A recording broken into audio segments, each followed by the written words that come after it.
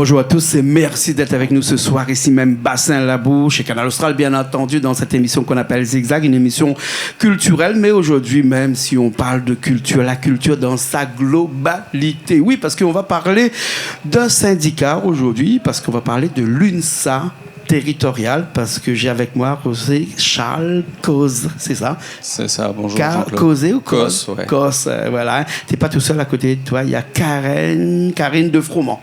C'est ça, il faut prendre toujours le micro dans la main. On a un deuxième Karine, parce qu'aujourd'hui, on aime les Karines aujourd'hui. Karine Mille. Oui, bonsoir.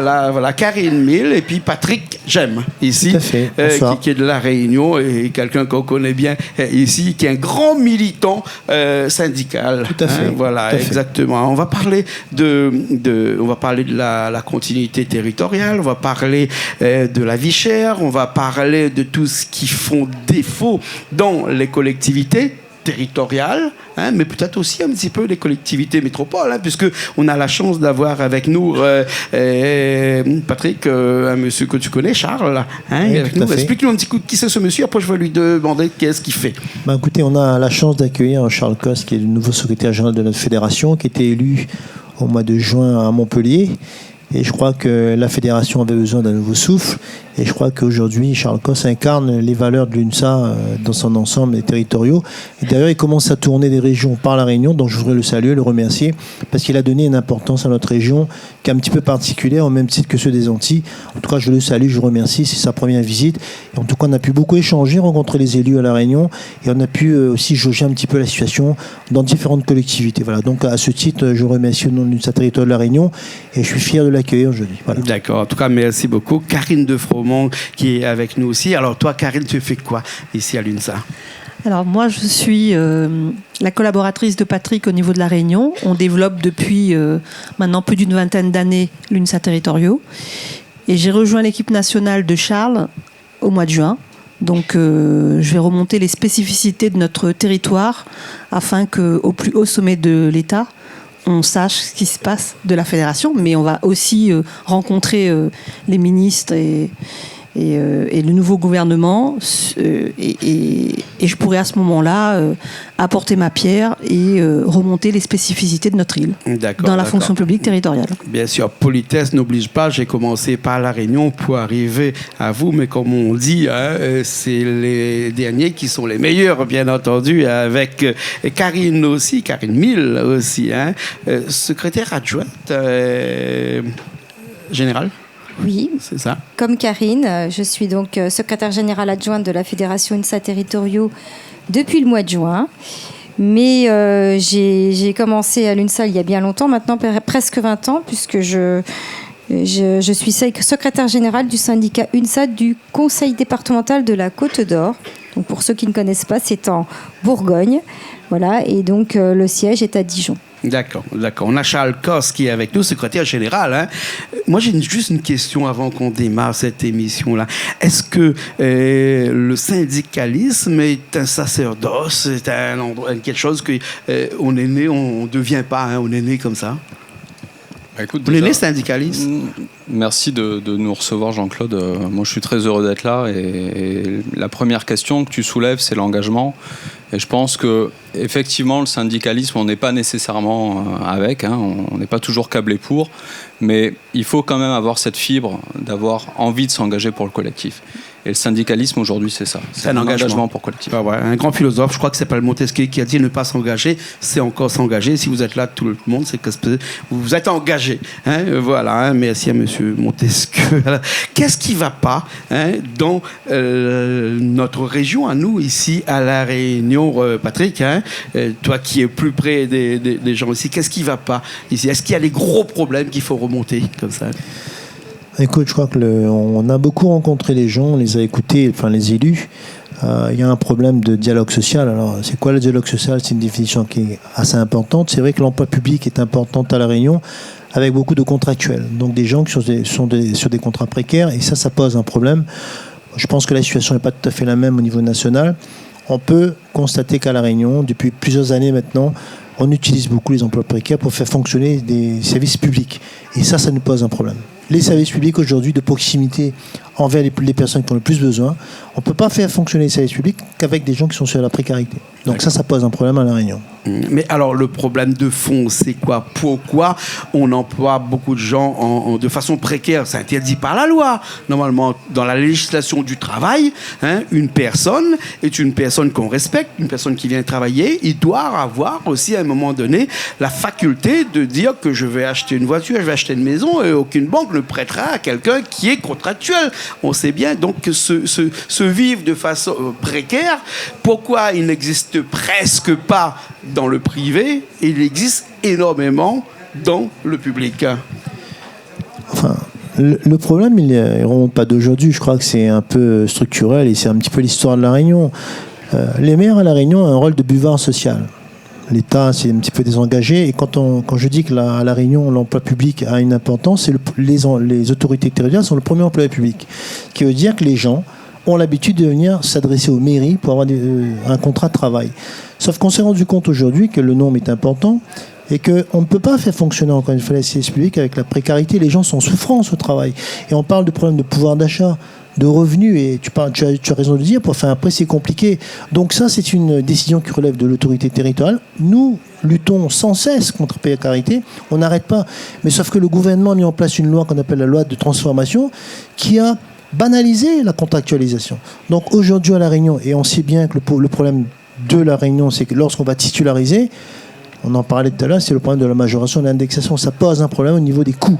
Donc nous, on dit simplement qu'il y a une réflexion globale qui doit être menée au niveau de notre territoire, que les gens comptent beaucoup sur les maires parce que c'est une proximité sociale, mais je rappellerai quand même qu'il y a quand même plus de 30% de la population qui vit sous le seuil de pauvreté à La Réunion, et que les maires répondent aussi à une attente de la population à La Réunion.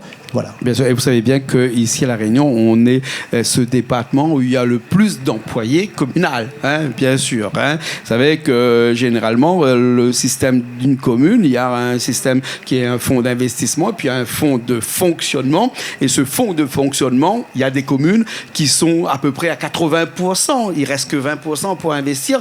Une commune ne peut pas fonctionner comme ça. Mais ça, c'est un gros problème qu'on soulèvera peut-être dans une autre interview ici. Mais j'ai envie de parler un petit peu avec Charles pour ce que disait Patrick tout à l'heure, c'est que ici on a un système d'indexation des fonctionnaires. On ne va pas parler de la précarité de ces personnes-là, mais d'une fois qu'ils ont été titularisés, c'est compliqué parce que leur salaire passe d'un salaire de SMIC à un salaire d'un SMIC plus 53%. Est-ce qu'il n'y a pas là, quelque part, une petite difficulté on va dire, de compétences avec la même personne qui travaille dans notre collectivité qui n'est pas, enfin, notre collectivité, de notre entreprise qui n'est pas publique mais qui est privée? On a un système entre les deux qui n'est forcément pas juste, puisque les deux font presque le même travail, et il y en a un qui est indexé à 53% parce que la vie est plus chère pour lui, et de l'autre côté, la même personne qui travaille dans un poste qui fait le même travail, et pour lui, la vie est moins 53%. Ta question, elle est légitime, mais les deux systèmes, malgré tout, ils sont aussi différents. Oui, il y a l'indexation à La Réunion, et j'ai envie de dire heureusement qu'il y a l'indexation. Pourquoi il y a l'indexation et pourquoi heureusement? D'une part parce qu'aujourd'hui on a quand même des produits de première nécessité, de la nourriture qui est 30% plus chère minimum qu'en métropole. On a une inflation cumulée ces dernières années qui atteint 12%. Donc sans être un grand mathématicien, on voit bien que déjà cette indexation elle est nécessaire pour pouvoir consommer, pour pouvoir vivre dignement à La Réunion. Donc je pense que vraiment c'est une nécessité aujourd'hui de continuer à verser cette indexation aux agents de la fonction publique territoriale. Il n'y a pas là un délit de favoritisme entre celui qui gagne 53% et l'autre, puisqu'on est tous des hommes ici à La Réunion qui vont travailler, et des femmes qui vont travailler, bien sûr. Est-ce que quand on va faire nos courses dans des grandes surfaces, il y en a beaucoup ici à La Réunion, il y en a un qui arrive avec un portefeuille rempli et l'autre un portefeuille moins rempli? Est-ce qu'il n'y a pas là un délit de favoritisme qui pourrait être attaqué vis-à-vis du gouvernement, vis-à-vis devant un juge? On arrive et puis on lui dit, voilà, pourquoi ça se passe comme ça? Parce que c'est pas inscrit dans la Constitution, ça, de toute façon. C'est une loi qui a été mise en place, même pas une loi, c'est un décret qui a été mis en place dans les Outre-mer. On va en parler de ces lois-là tout à l'heure. Est-ce que là, il n'y a pas là quelque part un petit délit de favoritisme. Tu parles de délit, moi je pense que c'est pas un délit de permettre aux gens de vivre dignement en fait. Et après si demain les employeurs privés veulent augmenter les salaires, nous on est pour, il n'y a pas de souci. Ouais, on passe de 1400 à 1600, on a dit c'est pas possible, et tout le monde ne peut pas être fonctionnaire aussi. Sinon, comme je vous disais tout à l'heure, on était tous sur une république qui était un petit peu comme l'ex-URSS, là, où tout le monde était fonctionnaire, ou comme la Chine, où tout le monde est aussi fonctionnaire. Là, il n'y a plus de problème, tout le monde au même pied d'égalité. Mais ça, c'est vraiment un grand serpent de mer. Et ce serpent de mer-là, aujourd'hui, je pense qu'il ne vit pas dans la mer, mais il vit sur la terre, ici. Et donc, c'est pour ça que c'est un gros problème qu'il faudra peut-être en discuter plus longuement aussi, peut-être. Moi, je vais faire court. Je mets au défi une organisation syndicale venir ici décrier la majoration de l'indexation. C'est pas possible. Ça, c'est l'histoire de la Réunion. C'est comme aux Antilles où ils ont 40%, comme à Mayotte, département français qui a 40%. On ne peut pas aujourd'hui reprocher aux agents territoriaux qui ont passé des concours, qui sont titulaires, d'avoir une majoration à l'indexation. Je peux comprendre qu'il y ait des frustrations. Mais sauf qu'à La Réunion, on a mis en place un observatoire des prix qui ne fonctionne pas au niveau de la préfecture. Et c'est au niveau de l'observatoire des prix qu'on aurait pu dire c'est quoi la problématique. Et moi, ce qui me gêne, pour avoir rencontré le secrétaire général de la préfecture, c'est que dans l'observatoire des prix, on n'a pas donné les moyens aux collègues qui gèrent, notamment les représentants du personnel. Vous savez, la marge que font ici les commerces et ceux qui ont le monopole, on ne connaît pas. Donc, à un moment donné, il faut aller sur les vrais sujets. Je pense que l'argent qui est injecté à La Réunion par les fonctionnaires sont réinvestis à La Réunion. Il y a des soucis. Aujourd'hui, on parle de contractualisation. Je dirais qu'il y a des contractuels qui touchent autant que le titulaire aujourd'hui. Je prends des services à La Réunion du privé qui ont aussi une majoration de salaire. Donc, je pense que montrer du doigt une catégorie d'agents, c'est pas bon. Ensuite, là où je suis d'accord, il y a une réflexion à mener sur des gens qui ont des bas salaires. Et je m'adresse là aux collègues qui sont dans les collectivités, les agents en temps non complet, qui eux, vraiment, ça pose un problème au niveau du pouvoir d'achat.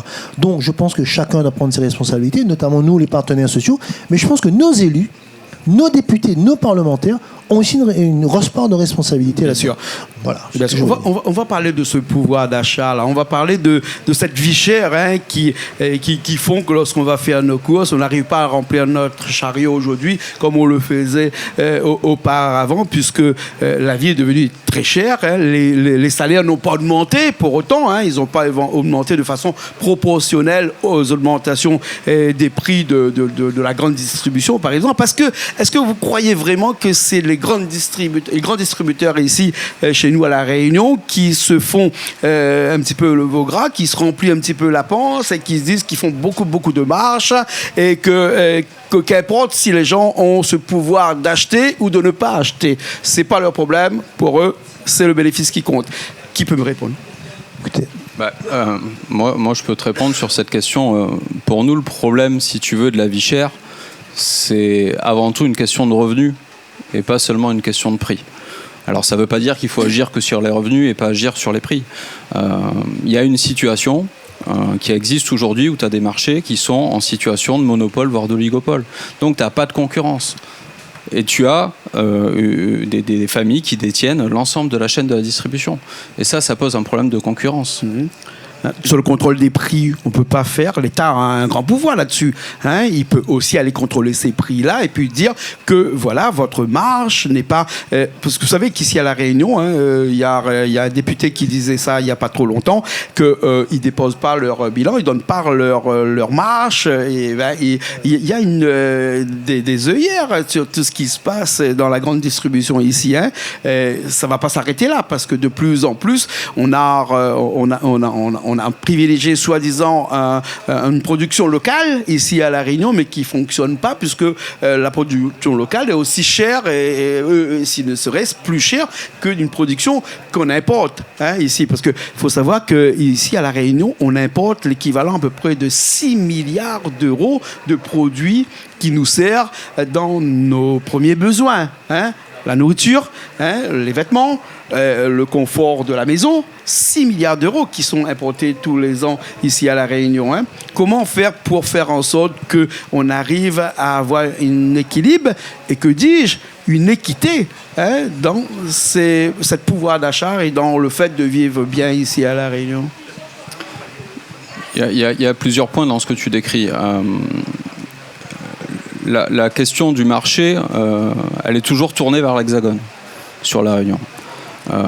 Alors, je sais que ça pose des difficultés. Il y a à peu près 20-25% qui sont tournés vers l'Asie. Aussi, Je sais que ça pose des difficultés, mais si on arrive à régionaliser les marchés, peut-être que là, c'est déjà une clé pour arriver de faire transiter des matières premières toujours depuis l'Europe ou l'Hexagone. Ça, c'est le premier point.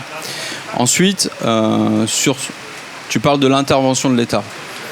C'est une question politique. Est-ce que l'État, demain, doit plus ou moins réguler les marchés ? Moi, je n'ai pas la réponse. Il le fait encore. Par exemple, il y a ce qu'on appelle une continuité territoriale des personnes et des produits de première nécessité en Corse, alors qu'il n'existe pas ici à La Réunion. Tout à fait, mais c'est une piste à explorer parce que le modèle Corse est un modèle très intéressant. Et La Réunion et l'ensemble des départements et régions d'outre-mer pourraient bénéficier du modèle Corse. Bien sûr. Il y a un projet de baisse de TVA sur les produits de première nécessité ici à La Réunion. Là, un projet qui dit qu'ils vont enlever la TVA complètement sur tous les produits de nécessité. Vous croyez que c'est utopique ou bien sinon c'est quelque chose qui pourrait être réaliste ? Je ne sais pas si c'est utopique, mais le blocage des prix, il peut s'opérer aujourd'hui. Voilà. Il y a des distributeurs qui sont prêts à s'engager. On le voit dans les discussions qui se trament aujourd'hui aux Antilles. C'est sûr que les distributeurs peuvent faire des efforts sur entre 300 et 3000 prix. C'est un gros delta, mais ça, c'est une mesure d'urgence. C'est une mesure de première nécessité pour permettre aux gens de vivre dignement. Bien sûr. Après, sur la TVA, il ne faut aussi pas oublier que c'est une recette fiscale. Donc la question de savoir s'il faut la supprimer, si on supprime la TVA, on supprime la zone franche fiscale à La Réunion, pourquoi pas ? Pourquoi pas ? Voilà. Et bien il y a aussi d'autres taxes ici à La Réunion. Il y a ce fameux qu'on appelle l'octroi de mer. Cette fameuse loi qu'on dit que c'est une loi coloniale parce qu'elle existe depuis 1660, cette loi-là, et qui est toujours d'actualité ici, et qui n'est pas forcément une loi. Non, je pense que l'octroi de mer, c'est un sujet, un vieux serpent de mer qui, à chaque fois qu'on change de gouvernement, on revient sur la question de l'octroi de mer. Je pense que ce n'est pas la solution de l'octroi de mer. Il y a d'autres pistes, parce que l'octroi de mer, c'est quand même une des ressources principales de nos collectivités. 275 millions d'euros. Voilà, donc on joue quand même avec la survie des collectivités. Et quand vous savez qu'à La Réunion, le service public de proximité, parce qu'il y a quand même des gens qui sont quand même malheureux, qui ont besoin du service public, c'est dangereux. Donc il y a d'autres pistes. Et nous, en tout cas, à l'UNSA, on pense que la suppression de l'octroi de mer, c'est pas bon du tout pour l'économie réunionnaise. Donc, parce que, je vous dis que ça va amputer les collectivités. Et quand on sait que les collectivités interviennent beaucoup à La Réunion, notamment dans tout ce qui est social, ça posera un problème. D'accord, c'est un autre problème encore. Mais là, il y a un problème plus grave là, qui arrive ici à La Réunion. Je pense que l'UNSA va être présent là-dedans. Il y a les suppressions de postes dans les collectivités. Énormément. On a parlé de plus de 200 postes à La Réunion ou 2000 postes à La Réunion dans les collectivités ici. Vous en pensez quoi ? Est-ce que vous avez fait de ça votre cheval de bataille ? Je vais te donner un chiffre qui est encore plus criant. C'est la suppression de 100 000 postes. 100 000 postes dans les collectivités territoriales. L'idée du gouvernement, c'est de dire que les collectivités territoriales coûtent trop cher. Mais il ne faut pas oublier que c'est le service public aujourd'hui qui est porté par les collectivités territoriales. Les collectivités territoriales, c'est le service public du quotidien. Donc, vouloir faire des économies sur le dos d'un service public de proximité, c'est une très mauvaise idée. Mais il n'y a pas que ça. Il y a aussi ce qu'on appelle les jours de carence. Lorsque, je sais pas, est-ce qu'il y a quelqu'un qui peut me parler de ces 3 jours de carence qui sont obligatoires dans le privé et qui n'existaient pas aujourd'hui dans la fonction publique et que le gouvernement veut mettre en un jour de carence? Ce que j'ai envie de dire, c'est qu'on a un gouvernement qui arrive, qui laisse croire qu'aujourd'hui, le déficit de la France, c'est uniquement la faute de la fonction publique, des agents qui travaillent dans la fonction publique territoriale. Je pense que c'est un faux débat. Il y a des efforts à faire peut-être, mais ce n'est pas uniquement dans la fonction publique territoriale. Je n'ai jamais entendu que supprimer des agents de la fonction publique territoriale, ça allait réduire le déficit de la France, qui représente quand même aujourd'hui 6% de la richesse nationale. Donc c'est immense, plus de 3 milliards d'euros. Sauf qu'à La Réunion, c'est particulier. Et très sincèrement, je pense qu'avant de lancer des grandes mesures, il faut réfléchir à la situation de La Réunion, où il y a des problèmes, où il y a un nombre élevé de jeunes qui sont au chômage. Et je pense que quand on rencontre les maires à La Réunion, qui nous disent que face à la faillite de l'État, qui ne joue pas son rôle, les autorités, les maires sont obligés de reprendre ça et de compenser. Vous savez, le Réunionnais, quand il a un problème à La Réunion, il s'adresse à qui en premier? Au maire. sur tous les sujets, que ce soit l'habitat, que ce soit le logement, que ce soit le travail, etc. Donc, à un moment donné, avant de prendre des mesures et dire, annoncer un certain nombre de choses, je suis persuadé que moi, et je suis convaincu que la suppression, c'est juste un effet d'annonce. C'est comme pour les journées de carence. Il y a une étude qui a été faite, vous savez, quand on a imposé une journée de carence à la fonction publique d'État, c'est pas pour autant que les congés ont baissé. Les gens ont pris des congés, mais beaucoup plus longs. On sait bien que après, dans les statistiques, oui. les congés, Oui. les accidents, non, les congés pour maladie sont plus nombreux dans la fonction publique que dans le privé. Oui, mais vous savez, quand vous êtes sur un métier, je laisserai parler à Charles, quand vous êtes sur un métier qui est usant, je prends nos ATSEM qui travaillent dans les écoles, les auxiliaires de périculture, je prends les ATSEM, etc. Vous savez, les gens. On ne travaille pas sont sur des fatigués. chantiers, quand même. Hein. Non, mais d'accord, mais il y a quand même une difficulté de travailler avec les enfants. C'est à la mer en train de pêcher, oui, quand même. Hein. Mais sauf que c'est particulier. Pas dans des champs, quand même. Oui, mais sauf que là, vous savez, il y a ce qu'on appelle, nous, la qualité de vie au travail. On n'a pas fait des études dans le privé. En tout cas, ça montre que dans la fonction publique territoriale, c'est un métier qui sont en tension, qui sont tendus, où les gens s'investissent beaucoup. Parce que pourquoi ? Quand on réduit le nombre d'agents dans les collectivités, on multiplie, on est en train de charger la charge de travail de l'agent. Et donc, ça crée forcément des APS, etc. Donc, on peut lancer tous les sujets. Mais je pense que bon, il faut mais qu'est-ce que l'UNSA, vous n'avez pas répondu à ma question, mais qu'est-ce que l'UNSA territoriale, alors toi l'UNSA de La Réunion, va faire pour faire en sorte de contrecarrer ce projet qui est sur le papier actuellement, là, qui est de faire un jour de carence pour tous les employés qui sont en arrêt maladie. C'est compliqué. Non, c'est pas, parce c'est que pas, si vous c'est pas dites compliqué. que non, je suis pas d'accord. C'est pas compliqué, c'est très simple. Mais vous En fait, vous retrouvez avec un délit de prendre favoritisme par rapport au privé. Non, il faut prendre les choses dans le bon ordre et surtout dans le bon sens. Et aujourd'hui, c'est ce qui fait quand même défaut dans notre gouvernement. Tu parles des 3 jours en disant que oui, effectivement, dans le privé, ils ont aussi 3 jours. Mais dans le privé, le privé n'a pas le monopole de la pénibilité dans les métiers. Et aujourd'hui, dans les collectivités, je peux te garantir qu'il y a énormément de métiers qui sont très pénibles. Les collectivités territoriales, elles sont portées essentiellement par des femmes qui ont certaines plus de 50 ans, pour leur essentielle majorité. Venir rajouter 2 jours de carence supplémentaires, c'est venir impacter des femmes directement dans le service public de demain. Ouais. Surtout ici à La Réunion, beaucoup de familles monoparentales, beaucoup de femmes qui sont dans des situations d'extrême précarité. Donc non, c'est vraiment tout sauf une bonne idée de supprimer de rajouter des jours de carence et de supprimer en fait l'idée de faire société ensemble. Pour moi, c'est délétère. D'accord. Alors qu'est-ce qu'est le projet de l'UNSA Réunion, le l'UNSA territorial Réunion, pour le futur de tous ces employés ici? Juste pour rebondir sur les journées de carence. Dans le privé, beaucoup de journées de carence sont compensées aussi par les patrons. Donc ça, il faut le savoir aussi. En tout cas, nous, on va solliciter... Non, pas sont compensés par les patrons. C'est les patrons commencent à payer au bout du 3e jour. Hein. Ça, non, ils sont pas compensés par les patrons, je peux vous dire. Hein. Si, ils sont payés. Mais alors, quelle entreprise, vous savez? En tout cas, dis-nous un nom. Dis-nous un nom. On ne va pas donner de nom. En fait, j'ai pas de nom à te donner, mais c'est des données publiques. Tu as 70% des entreprises du privé qui ont souscrit des assurances pour permettre à leurs employés... Qui ont souscrit des assurances, oui, mais c'est complètement différent. Mais tu sais, à l'UNSA, c'est ce qu'on porte aussi. À l'UNSA, c'est ce qu'on porte aussi. Oui, tu vois, ça participe au bien-être au travail. Ouais. Et quand tu mets tes salariés, quand tu mets tes agents publics dans une situation de bien-être, et bien derrière, tu as un service public qui fonctionne mieux. Bien sûr. Hein. Alors le projet de l'UNSA... Non, nous ce qu'on va faire à La Réunion, on va solliciter nos parlementaires, bien évidemment, et puis le président de l'association des maires de La Réunion. Pour information, je pense qu'ils vont se réunir très prochainement pour mettre en place une plateforme commune de revendication au niveau national par rapport à ce qui est les annonces du gouvernement. Donc nous, on va les solliciter pour qu'ils portent la voix de La Réunion, de la fonction publique territoriale au niveau national. Donc on attend de voir, on n'a pas encore eu la convocation officielle, mais en tout cas, il y a une réunion qui va se faire entre tous les maires et tous les partenaires sociaux, en faisant abstraction des partis politiques, mais vraiment se mettre d'accord sur un protocole, sur un projet commun pour La Réunion. Voilà. D'accord. Alors Karine Mille, toi, tu es avec nous. Tu as un œil extérieur, hein, on va le dire, un petit peu de ce qui se passe ici à La Réunion, puisqu'on parle de ce qui se passe ici à La Réunion. Hein. D'après toi, il y a vraiment une différence avec les employés territoriaux de la France métropolitaine et des ultramarins, notamment de La Réunion? Alors, moi, je vois quand même beaucoup de similitudes, en fait. Parce que, comme l'a évoqué Charles à l'instant, dans les territoires de métropole, la fonction publique territoriale est occupée majoritairement par des femmes. Les familles monoparentales aussi, alors je vois sur mon territoire, hein, bien évidemment, sont aussi très, très en nombre important. Alors, hormis quelques particularités que vous avez sur ce territoire, moi je ne vois pas tant de différence que ça. La fonction publique territoriale pour moi est un tout. Et il n'y a pas de clivage de territoire.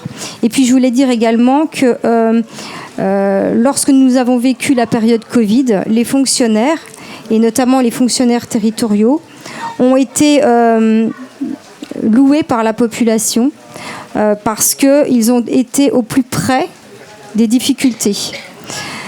Je ne pense pas que ce soit pertinent d'opposer les travailleurs, que ce soit des travailleurs du secteur privé ou du secteur public. Je pense que le regard doit plutôt être porté sur l'avenir de notre pays, mais tous ensemble. Bien sûr, bien sûr. Karine de Froment, toi aussi, par exemple, hein, on est à 11 000 km de notre mère patrie. Hein, ici à La Réunion, on est mieux loti ou moins loti que la France métropolitaine?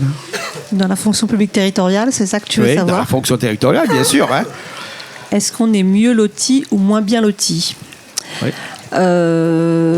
Est-ce qu'ici, il y a des... Bien sûr, on ne va pas parler de 53% d'indexation parce que sinon, on va recommencer à faire notre discours. On ne va pas finir cette émission-là jusqu'à demain matin. Mais je veux dire, d'un point de vue travail, est-ce qu'ici, les collectifs demandent beaucoup plus à ses employés qu'en France métropolitaine, par exemple? Non, je ne pense pas. Je pense que les missions de la fonction publique territoriale sont exactement les mêmes dans l'Hexagone que sur notre territoire.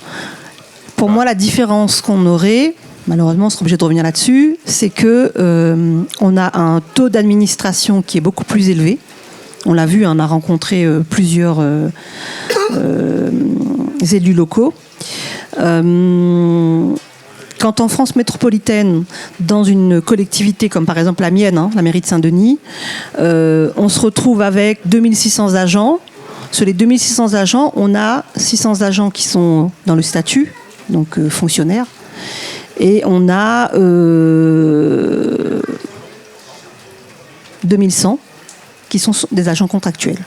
Donc ce sera la grande différence qu'on a. Mais au niveau des missions, que ce soit une ATSEM de la Bourgogne-Franche-Comté ou une ATSEM de la Réunion, de Saint-Denis, de Saint-Pierre, de Saint-Paul, elles font tout à fait le même métier. D'accord. D'ailleurs, il y a 2 ou 3 ans, on a fait un séminaire avec une collègue de la Nouvelle-Aquitaine, donc une ATSEM, en visio, parce que c'était pendant la période Covid, 2021.